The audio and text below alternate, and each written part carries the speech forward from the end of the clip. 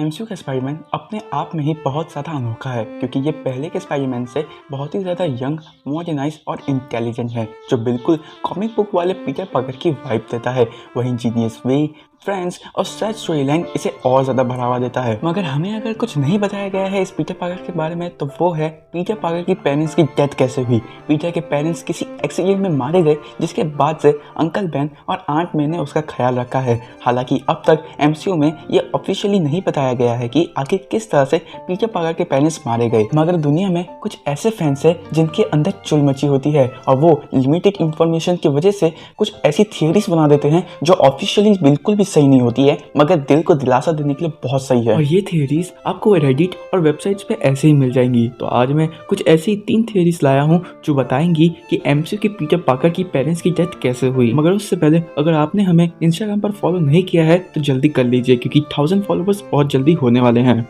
इस थियरी के हिसाब से पीटर के मॉम और डैड एक प्लेन क्रैश में मारे गए हैं और वो प्लेन क्रैश असल में 9/11 था। दरअसल होमकमिंग में कुछ ऐसे हिंट्स दिए गए थे जो जस्टिफाई करते हैं कि पीटर को हाइट्स का ट्रॉमा है। जब मूवी में हैप्पी पीटर से पूछता है कि क्या तुम इससे पहले प्राइवेट जेट में बैठे हो, तब पीटर हैप्पी को कहता है कि वो इससे पहले किसी भी प्लेन में नहीं बैठा है, जो कि बहुत ही ऑकवर्ड पार्ट है किसी भी टीनेज लड़के की। यही इकलौता एग्जाम्पल नहीं है। जब पीटर वॉशिंगटन डीसी के मॉन्यूमेंट पे चढ़ा होता है तब एआई सिस्टम कैरन उससे पूछती है, तब पीटर उसे कहता है कि वो इससे पहले कभी भी इतनी हाइट पे नहीं चढ़ा है। और अगर हम मूवी की टाइमलाइन देखें तो सिविल वॉर के ठीक 2 महीने बाद होमकमिंग हुई थी, तो इस हिसाब से पीटर की एज 15 साल थी उस टाइम पे, जिसका मतलब है पीटर 2001 में पैदा हुआ था।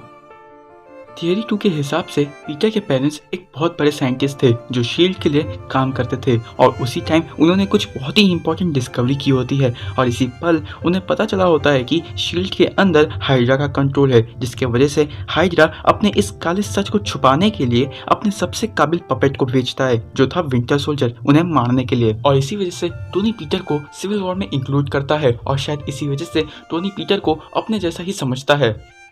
इस थियरी के हिसाब से पीटर के पेरेंट्स आयरन मैन 2 में स्टार्क एक्सपो के हमले के दौरान मारे गए होंगे, जहां वे फ्लैश ने सारे ड्रोन्स के साथ हमला कर दिया होता है और तभी एक छोटा बच्चा जो शायद से पीटर होगा जिसे टोनी ने बचाया था। इस चीज को बड़े ही लॉजिकल वे में कंफर्म किया गया है, जहां पीटर के पेरेंट्स एक बहुत बड़े साइंटिस्ट थे और वो एक्सपो में अपने 7 साल के बच्चे पीटर को भी लाए थे। वरना सोचने वाली बात होगी कि आखिर इतने बड़े एमिनेंट इवेंट में एक छोटा बच्चा क्या कर रहा है।